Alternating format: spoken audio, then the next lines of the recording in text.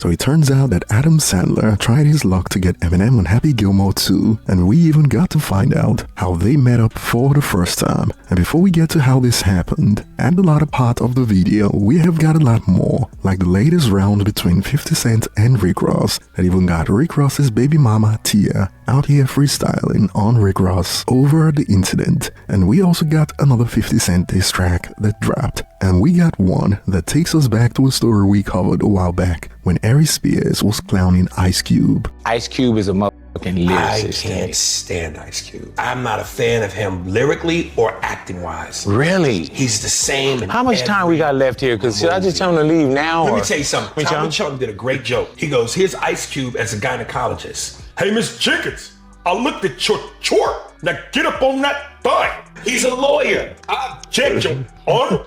He wasn't even there.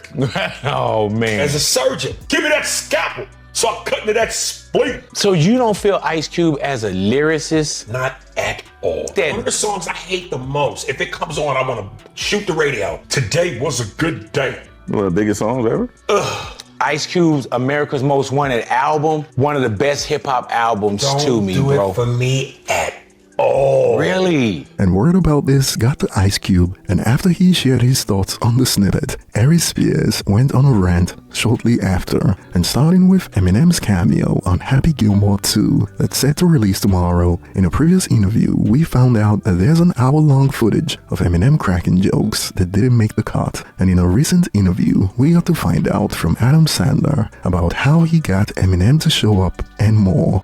How often do you call people to nudge them to be in the movie? It's always you feel like a jerk because because I get those calls and you go, what happened? I was going to have a normal Saturday and now I got to go do this because I picked up the phone. So I don't love doing it. But if we write something funny, like Eminem's in this one. I love Eminem. I'm friends with Eminem, but I don't want to bother the man. And everybody kept saying, man, Eminem would be so funny in this part. And I was like, I don't want to ruin this guy's time. He's hanging out. He's in Detroit. He's doing his life, making records. And then I started going, but it certainly would be funny if he did it. So then, all right, let me bug Marshall and give him a call and say, dude, I know it's a pain in the ass, but it's pretty funny. You mind shooting out to us for a day? And then he's like, yeah, send me the stuff. And then it goes like that. That's how it goes down. He was in Funny People, wasn't he? Yes. I met him. I remember the first time I met him. I was at Saturday Night Live. I wasn't on the show anymore, and I was sitting at an after party. I went by SNL just to hang out, I think, or maybe I had a little bit or something. And I was at a table with all my guys, and he was the musical guest with Dre, and we were at the after party. And then Marshall walked by our table, and he looked at me, and I looked at him like, oh yeah, that kid's pretty damn cool. And then he goes, Bobby Boucher, something like that. I go, oh yes, that's what's up, Marshall. And then we became friendly after that. And then of course, yeah, he was in Funny People and we hung out. And Happy Gilmore 2 drops Friday tomorrow on Netflix, and as for the extras that didn't make the cut, we will have to wait a couple of years for it to end up on YouTube. That is, if they choose to release it in the future. And we got a new episode on 50 Cent versus Rick Ross after 50 Cent posted a footage of Rick Ross on a yacht with someone who 50 believed to be a man, getting cozy with Rick Ross and all, and 50 added the caption, "Your man was looking real saucy, kissing that boy on that boat, that's not AI." And while this sparked reactions like, why is it that whenever two guys are close or show a little affection, people start assuming things, thinking emoji? Well, I don't know, go ask 50 or Rick Ross, although some have expanded. I didn't see any kissing happening there, it was just hugs, which is normal.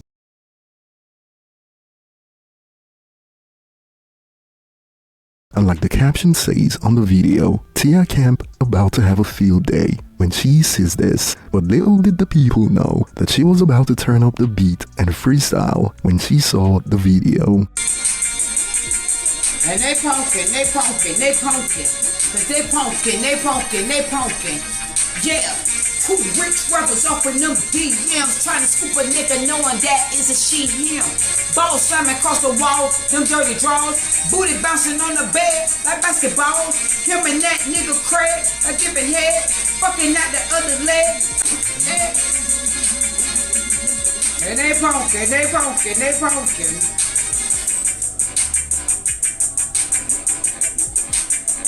Yeah, cause they punkin', they punkin', they punkin'.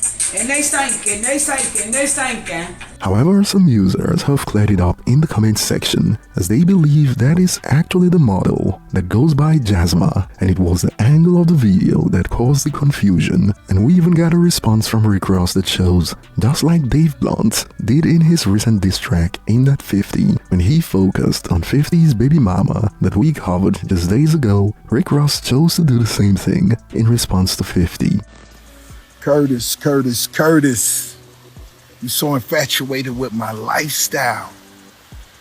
You see me out on the yacht with a black, beautiful woman. And I hope you don't have anything against black, beautiful women, Curtis. I mean, what are you insinuating here?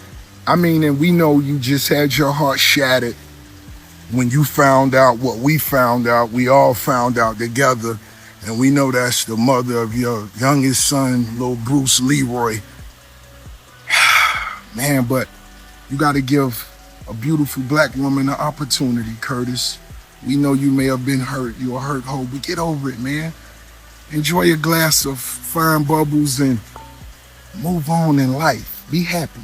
However, some users refuse to believe. Nah, I'ma have to see him post a video of the girl he's talking about, cause that didn't look like a girl at all, my man. And we got more. I'm all for black love and stuff, but that didn't look like a woman, sir. But in the end, even Rick Ross is free to love who he wants to love. It is his business at the end of the day. Not that I'm saying that was a man, but it is his business at the end of the day. And just so you know, while 50 Cent left Dave Blunt on red, even after Dave Blunt released that diss track we covered days ago, Dave Blunt has been putting all that weight on 50 Cent's neck on IG as he posted this hours ago. This dude on the phone watching the Diddy trial like, yo, Banks, it is worse than I thought. Not only did he pee, but pooped on her too, laughing emoji. And this man wasn't done. He dropped another 50 Cent diss track with the caption, "Good morning, Curtis. I'm still on that. What you doing?"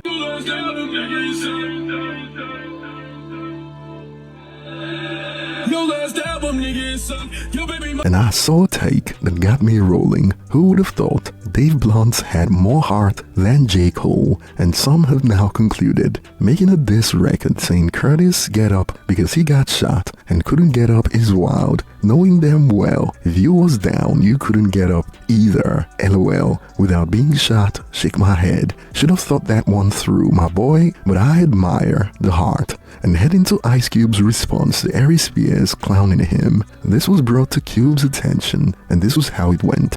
Hey, I want to ask you something, man. I saw a comedian speaking kind of bad about you, man. Who is this? Aries Spears. Oh, that dude? Yeah. He said there's nothing Is he a comedian? Yeah. Because he ain't never made me laugh, so I don't know if he a comedian. Did you hear what he said? What'd he say? He said it was nothing about you impresses him. From movies to rapping, nothing at all impresses him. And I'm like, wow, like what? Suckers usually don't like me. You know what I'm saying? Like the people that, you know, they usually don't like me when they coming from that angle. That's cool though. You know, everybody got their opinion, and they all stink. You know what I'm saying? At the end of the day, it's cool. You know, he entitled to his opinion. It's the feeling is mutual. You know, I don't think he on anybody's list of top 10 comedians. You know what I mean? In the black community for sure. I don't even know if he's on the register. And while some agree, opinion is one thing, using a legend for clout is just a soccer move, Aries Spears disagrees as he wasted no time to address this. Listen, I want to have a conversation with y'all about a word that I think is so overly used and abused. Hate/hater. Because apparently I'm the poster child for the world's biggest hater. If you look up the word hate, it's my picture. When did we get to a point where unless your opinion, and last time I checked as human beings, we're all allowed to opinions. At what point does it get to where unless your opinion is favorable about a person or a thing and goes with the flow of everyone else, you're a hater? I don't understand that. Am I not allowed to have an opinion and voice it if it's not in the direction of everybody else? Recently, I was on Vlad TV and I did an interview and we were talking about hip hop and rappers, and Ice Cube came up. And I said, look, man, I'm not a fan of Ice Cube, musically or theatrically. I'm not a fan. And somebody sent me a clip where Ice Cube responded. He was on a radio show and the dude played him the snippet. And the first thing Ice Cube says is, well, most suckers don't like me. Then he goes on to say, I never heard of this dude. Then he finishes by saying, well, he's just not funny. Well, you can't have it both ways. If you don't know who I am, how do you know if I'm funny or not? So you can't have it both ways. And for the record, I respect Ice Cube, the man. I respect Ice Cube in terms of what he's brought to the game. He's one of the pioneers. So hats off to him for that. I just said I wasn't a fan of his artistry. I never attacked him as a man. I never attacked him in terms of his character. I said I wasn't a fan of his artistry. Why am I not allowed to feel that way? Why is that? And then secondly, it's always funny. People call me a hater because they love to highlight when I say I don't like something as though I don't have love for anything. Listen, I'm a fan of basketball. Just not a big LeBron fan. I respect him, but I'm not a LeBron fan. But I love Jordan. I love Magic. I love Bird. I love D Wade. So how come that never gets highlighted? When it comes to rap music, yes, I'm not a fan of Ice Cube. I love Jay-Z. I love Nas. I love Jadakiss. I love Snoop. How come that don't get highlighted? When it comes to boxing, I'm a huge boxing fan. I'm not a Floyd Mayweather fan, but I love Mike Tyson. I worshiped Ali. I love Roy Jones, who I know, and Roy's a fan of mine. So again, because I might not like something or someone, why is it hate instead of an opinion, a subjective opinion? Is that how moist we've become as a generation? That we can't not like something? That's absolutely fucking ridiculous. And it is a never-ending cycle of opinions, to be honest. Whenever you share an opinion that people disagree with, you should expect people to share their opinion about your opinion, if you know what I mean. And the user expanded. I mean, wouldn't that mean Cube can say he's a sucker because that's his opinion too? And this is true. You can't give a hot take and get mad when someone matches your energy. But to be fair, Aries Spears can be funny sometimes. For instance, he's done some real damage to the UK rap scene with his jokes. But I can't stand listening to niggas from London rap. Pop, top, did it pop, pop, pop. When it come, and it cop, when it cop, cop. And it go, did it throw, and it hop, pop. And it did it, that shit sounds ridiculous. And he's got another viral moment that could get me in trouble. Some of you know the infamous snippet from Aries Spears that I'm talking about. And I'll be looking forward to your thoughts in the comment section. Thanks for watching, and I'll see you on the next one.